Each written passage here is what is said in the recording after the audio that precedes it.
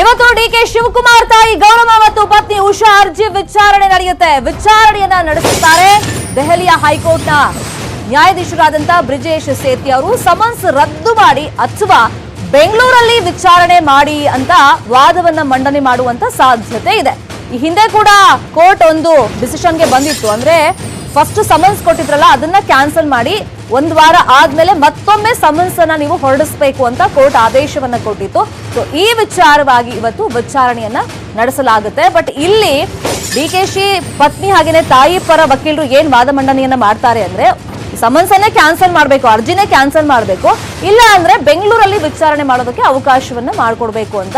So ಇವತ್ತೇ ವಾದ ಪ್ರತಿವಾದ ಎಲ್ಲ ಮುಗಿದು ಇವತ್ತೇ ಅಂತಿಮ ತೀರ್ಮಾನ ಈ ವಿಚಾರವಾಗಿ ವಿಚಾರಣೆ ನಡೆಸಿದ ಮೇಲೆ ಆದೇಶ ಕೊಡುವಂತ ಚಾನ್ಸಸ್ ಕೂಡ ಇದೆ.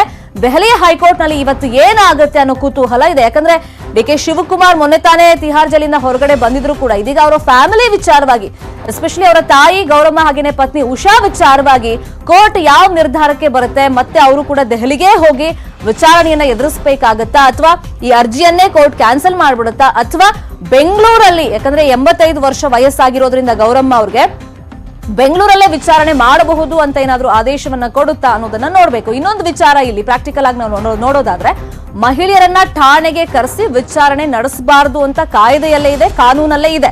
ಹಾಗಾಗಿ ಇವರಿಬ್ರು ಕೂಡ ಲೇಡೀಸ್ ಆಗಿರೋದ್ರಿಂದ ಕೋರ್ಟ್ ಇವತ್ತು ಯಾವ ನಿರ್ಧಾರಕ್ಕೆ ಬರುತ್ತೆ ಅನ್ನೋದನ್ನ ನೋಡ್ಬೇಕು. ಹಾಗಾಗಿ ಡಿಕೆ ಶಿವಕುಮಾರ್ ಅವರು ಹೊರಗಡೆ ಬಂದ್ರೂ ಕೂಡ ಅವರ ಕುಟುಂಬಸ್ಥರ ವಿಚಾರವಾಗಿ ಟೆನ್ಷನ್ ಮಾತ್ರ ತಪ್ಪಿಲ್ಲ.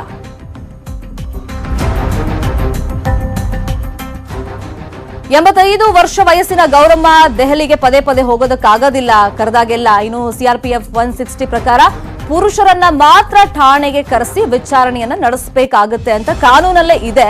ಹಾಗಾಗಿ ಈ ಫಸ್ಟ್ ಆಫ್ ಆಲ್ ಅವ್ರು ಕೇಳ್ತಿರೋದು ಅರ್ಜಿಯನ್ನೇ ನೀವು ಕ್ಯಾನ್ಸಲ್ ಮಾಡಿ, ವಿಚಾರಣೆ ನಡೆಸೋದು ಬೇಡ ಅಂತ ವಾದವನ್ನ ಮಂಡನೆ ಮಾಡಬಹುದು. ಅಥವಾ ಅರ್ಜಿಯಲ್ಲಿ ಈಗ ಏನ್ ಸಮನ್ಸ್ ಇಶ್ಯೂ ಮಾಡಿದ್ದಾರೆ ವಿಚಾರಣೆಗೆ ಹಾಜರಾಗಲೇಬೇಕು ಅಂತ ಇದ್ರೆ ದೆಹಲಿಗೆ ಬರೋದಕ್ಕಾಗೋದಿಲ್ಲ, ಬೆಂಗಳೂರಲ್ಲೇ ವಿಚಾರಣೆ ಮಾಡೋದಕ್ಕೆ ಅವಕಾಶ ಮಾಡಿಕೊಡ್ಬೇಕು ಅಂತ ವಾದ ಮಂಡನೆ ಮಾಡುವಂತ ಚಾನ್ಸಸ್ ಇದೆ.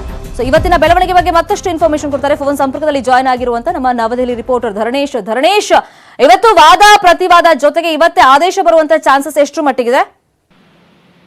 ಇವತ್ತು ದೆಹಲಿ ಹೈಕೋರ್ಟ್ ನ್ಯಾಯಾಧೀಶ ಬ್ರಿಜೇಶ್ ಸೇಥಿ ನೇತೃತ್ವದ ಏಕಸದಸ್ಯತ್ವ ಪೀಠದಲ್ಲಿ ಮಾಜಿ ಸಚಿವ ಡಿಕೆ ಶಿವಕುಮಾರ್ ಅವರ ಅಕ್ರಮ ಹಣ ವರ್ಗಾವಣೆ ಪ್ರಕರಣಕ್ಕೆ ಸಂಬಂಧಪಟ್ಟಂತೆ ಅವರ ತಾಯಿ ಗೌರಮ್ಮ ಮತ್ತು ಪತ್ನಿ ಉಷಾ ಅವರು ಸಲ್ಲಿಸಿರುವಂತಹ ಅರ್ಜಿಯ ವಿಚಾರಣೆ ನಡೆಯುತ್ತೆ. ಈ ಅರ್ಜಿಯ ಪ್ರೇಯರ್ ಏನು ಅಂತಂದ್ರೆ, ಅವರು ಗೌರಮ್ಮ ಅವರಿಗೆ 85 ವರ್ಷ ಆಗಿರೋದ್ರಿಂದ ಇಡಿ ಸಮನ್ಸ್ ಕೊಟ್ಟಿರುವ ರೀತಿಯಲ್ಲಿ ಅವರು ದೆಹಲಿಗೆ ಬಂದು ವಿಚಾರಣೆಗೆ ಹಾಜರಾಗ್ಲಿಕ್ಕೆ ಸಾಧ್ಯ ಇಲ್ಲ. ಹಾಗಾಗಿ ಇಡಿ ಸಮನ್ಸ್ ಅನ್ನ ರದ್ದು ಮಾಡಬೇಕು ಅಂತೇಳಿ ಹೇಳಿದ್ದಾರೆ. ಉಷಾ ಅವರು ಏನೋ ಮಹಿಳೆಯರನ್ನ ಠಾಣೆಗೆ ಕರೆದು ವಿಚಾರಣೆಗೆ ಒಳಪಡಿಸುವಂತ ಬಗ್ಗೆ ಕಾನೂನಿನಲ್ಲಿ ಸ್ಪಷ್ಟತೆ ಇಲ್ಲ. ಆದ್ದರಿಂದ ಈ ವಿಚಾರಣೆಯನ್ನ ಕೈ ಬಿಡಬೇಕು ಅಂತೇಳಿ ಅವರು ಮನವಿ ಮಾಡ್ಕೊಂಡಿದ್ದಾರೆ. ಸೊ ಈ ಎರಡು ಪ್ರತ್ಯೇಕ ಅರ್ಜಿಗಳ ವಿಚಾರಣೆಯನ್ನ ಬ್ರಿಜೇಶ್ ಸೇಥಿ ಅವರು ಕೈಗೆತ್ತಿಕೊಳ್ತಾರೆ. ಇವತ್ತು ಈಗಾಗಲೇ ಗೌರಮ್ಮ ಮತ್ತು ಉಷಾ ಅವರ ಪರವಾಗಿ ಒಂದು ಸುತ್ತಿನ ವಾದ ಮಂಡನೆ ಆಗಿದೆ ದೆಹಲಿ ಹೈಕೋರ್ಟ್ ನಲ್ಲಿ. ಹಾಗಾಗಿ ಇವತ್ತು ಜಾರಿ ನಿರ್ದೇಶನಾಲಯದ ಪರ ವಕೀಲರು ವಾದ ಮಂಡನೆ ಮಾಡುವಂತ ಸಾಧ್ಯತೆ ಇದೆ. ಈ ವಾದ ಮಂಡನೆಯ ಬಳಿಕ ದೆಹಲಿ ಹೈಕೋರ್ಟ್ ಇವತ್ತು ಆದೇಶವನ್ನ ಹೊರಡಿಸುವಂತ ಸಾಧ್ಯತೆ ಕೂಡ ಇದೆ.